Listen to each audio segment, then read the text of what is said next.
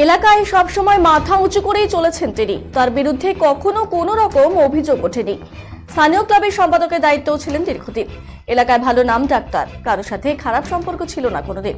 সকলের সাথে বন্ধুত্বপূর্ণ সম্পর্ক। তবে বেশ কিছুদিন যাবৎ অভাব অনটনের মধ্যে দিয়ে দিন কাটছিল ডাক বিভাগের কর্মী রতন দাসের। আর এই কারণেই হয়তো কোচবিহার গুড়িয়াহাটি ব্রাঞ্চ পোস্ট অফিসের ব্রাঞ্চ পোস্টমাস্টারের দায়িত্বে থাকাকালীন গ্রাহকদের টাকা সাংসারিক কাজে খরচ করে ফেলেছেন তিনি। শুক্রবার কোচবিহার শহর লাগোয়া গুড়িয়াহাটি 1 নম্বর গ্রাম পঞ্চায়েত এলাকায় অন্তর্গত নিউ পাটাকুড়া গ্রাম নিয়ে এমনই কথা শোনা গেল পোস্ট অফিসের গ্রাহকদের আর্থিক তছরূপে অভিযুক্ত রতন দাসের প্রতিবেশীদের কাছ থেকে।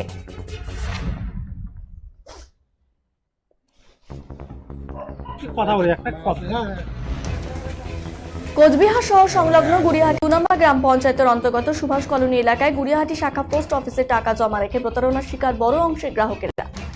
লক্ষ লক্ষ টাকা প্রতারণার অভিযোগ ওঠে এই পোস্ট অফিসে দায়িত্বপ্রাপ্ত পোস্টমাস্টার রতন দাসের বিরুদ্ধে। বৃহস্পতিবার পোস্ট অফিসে বিক্ষোভ সামিল হন প্রতারিত গ্রাহকেরা। এদিনে রতন দাসের প্রতিবেশী তৃণময় দে বলেন, রতন দাসের পরিবার আপ্রাণ চেষ্টা করছে কিভাবে এই টাকা পরিশোধ করে দেওয়া যায়। তারা যত দ্রুত সম্ভব এই টাকা মিটিয়ে দেবে বলে উদ্যোগ গ্রহণ করেছে বলে জানিয়েছেন তিনি। আরো জানান, তার বিরুদ্ধে কোনো রকম স্ক্যাম ছিল না।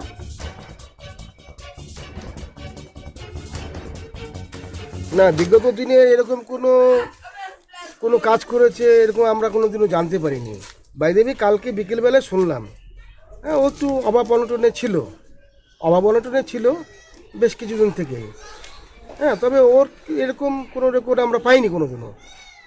বিগত দিনে ও আমাদের পাড়া ক্লাবের সেক্রেটারিও ছিল। বেশ ভালোই নাম ছিল, কারোর সঙ্গে খারাপ সম্পর্ক নেই, সবার সঙ্গে বন্ধুত্বপূর্ণ সম্পর্ক। তাই এরকমভাবে একটা জিনিস হবে আমরাও অবাক। তা যাই হোক, সকালবেলা ওর বাড়ির লোকের সঙ্গে কথাবার্তা হলো আজকে সমস্তটা। কালকেও কিছু টাকা পয়সা অফিসকে দিয়ে এসছে বাড়ির লোক যথেষ্ট চেষ্টা করছে কিভাবে টাকাটা রিকভারি করে মানুষকে দিয়ে দেওয়া যায়। আমরা সবার টাকা সময় মতন আমরা ফিরিয়ে দেওয়ার চেষ্টা করছি এবং কিছু টাকা আমরা দিয়েও দিয়েছি, আর কিছু টাকা আজকে নিয়ে গেছে। এরকম করে আমরা 7 দিন আর কি রবিবার পর্যন্ত সময় চেয়েছি। আমরা রবিবারের মধ্যে আমরা কমপ্লিট করে দেওয়ার চেষ্টা করব। মূলত কি কারণের জন্য এরকম হয়েছে বলে মনে করছেন?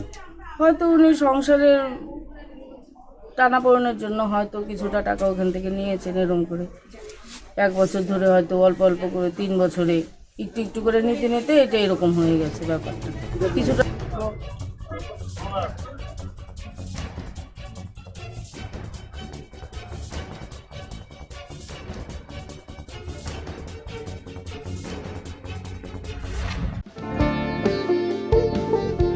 এই সময় আনন্দের মুহূর্ত,